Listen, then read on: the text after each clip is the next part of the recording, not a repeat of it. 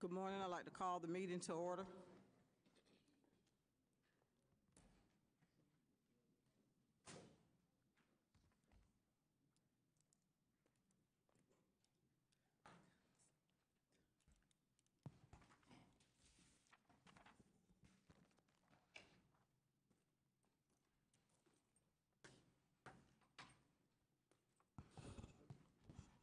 We'll begin the meeting with the Pledge of Allegiance. As everyone would stand, please.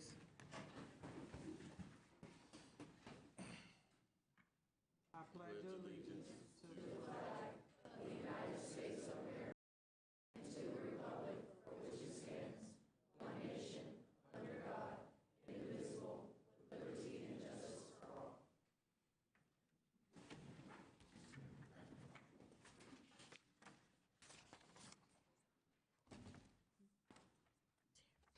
Okay, if we could have staff come forward and please give an update on the comprehensive plan.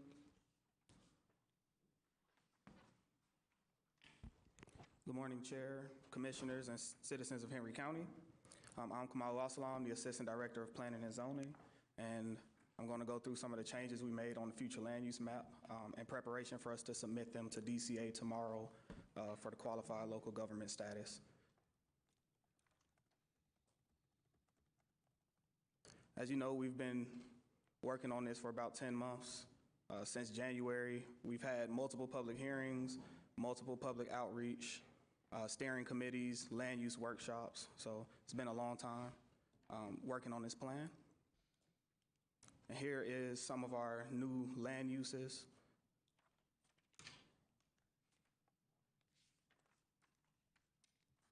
So on October 17th, we were told to bring this plan back after speaking with the commissioners again to make a few tweaks to the map. Mainly the tweaks are in District 2 and District 5, and I'll go over both of those. So this is the map for District 2. Originally, the Fairview Road corridor, sorry, I used the pointer. The Fairview Road corridor here in the north end of the county, it didn't have as much low density mixed use.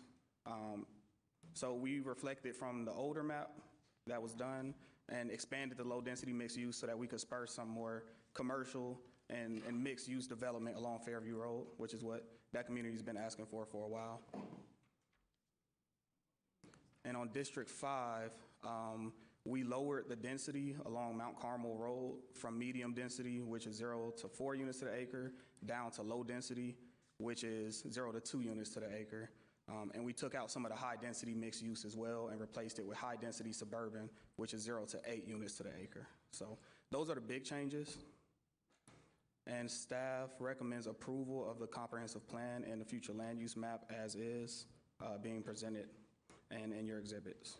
And I'll be happy to take any questions. Any questions from the board? I have a comment. Sure. Thank you, Kamal, for that. And since we've been very transparent with District 2, making sure that we're doing what they've requested, we also had a discussion town hall virtually that we had a lot of people to attend as well, well attended for that. So I thank you for that. And also they can go back and look at it on Henry County Facebook page. And also we had the map out at the Nash Farms over the weekend. So several people came up to that and they were very well pleased. So thank you so much for all the hard work that you have put into this and making sure that we're bringing transparency to District 2. Okay. Any other comments? Commissioner Lewis. Hey, good morning, everyone. I just want to say, just first of all, staff, thank you for the hard work you put in. It has been a long process, and you did highlight some of the changes made in District 5, lowering it from the Mount Carmel area down to low density, and also the Mill Road area, taking it from high density mixed use, which would have allowed for more apartments and multifamily dwellings, and we took it to high-density suburban, which will still allow us to get funding for roads. So it is very hard to satisfy everybody. Matter of fact, it's impossible to satisfy everybody. We need road infrastructure because if we know that Mill is, that is an overflow for 75, and 75 gets back up, which it generally does every day. So we had to have money to be able to satisfy our infrastructure for roads, which is why we did that. But of course, did know that the residents in the district don't want the more multifamily. I get that, and I understood that, and I support that. So I think we've done the best we could. I know that no one is going to be totally happy. We understand that. But we will do our best to maintain a mix of life that everyone in Henry County can enjoy. Some people want rural, some people don't want growth, which is really not a realistic thing when you understand that the county does not control who buys and sells land. That is not our business. If no one sold land, the county would stay exactly as it is today.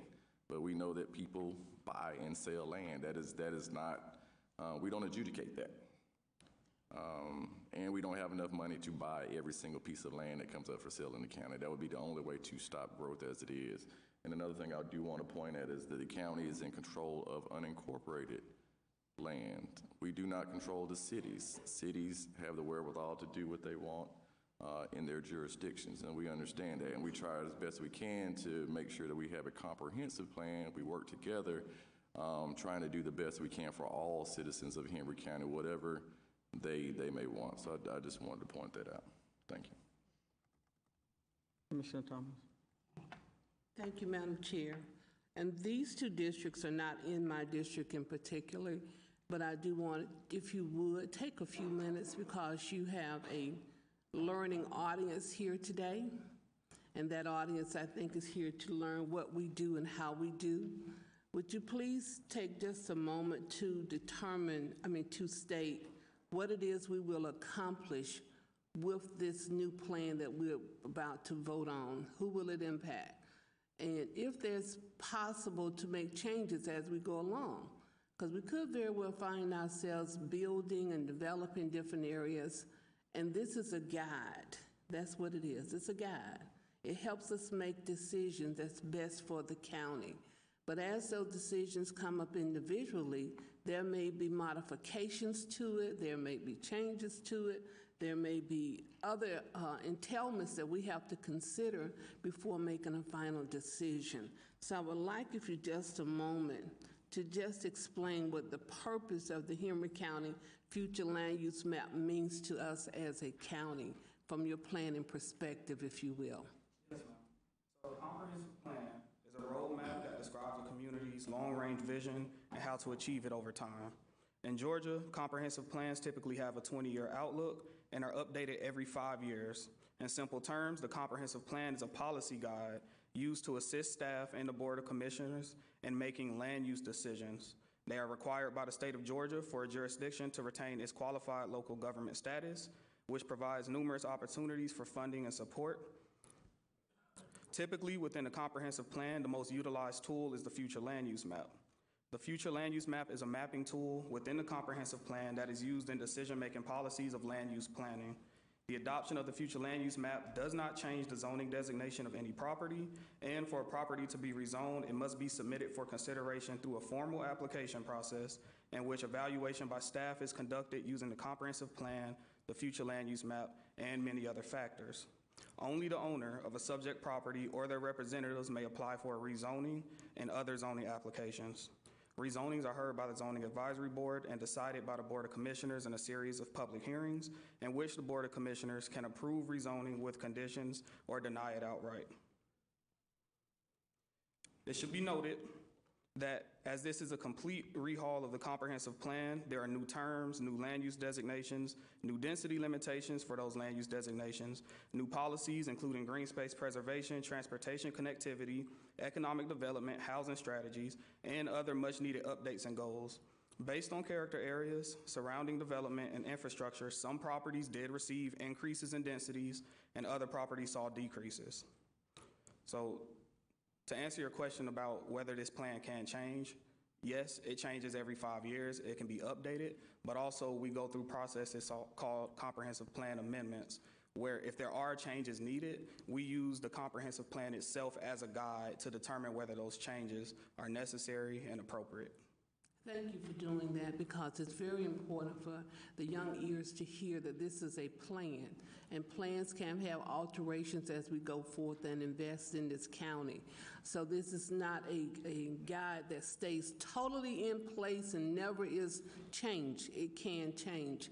And what we've done is try to do the best that we can to maximize the land that's here in Henry County and determine what growth should be and what growth should be for families, growth should be for commercial areas, and use this map as a guide and for other people as well. It will probably impact more the younger people here than some of us, and more than likely be changed again. So thank you so much for that clarification, letting people know this is not a done deal. That's it. You do have an opportunity to apply for changes as you build. You have opportunity to apply for alterations as we build, modifications as we go along. So this is a plan. We must have a plan to go by. We must have a plan to follow, but you also have an opportunity to change things as we grow. Commissioner England. Question. So I see the jackets on. I remember my jacket that I once wore when I was at Henry County High School many, many years ago.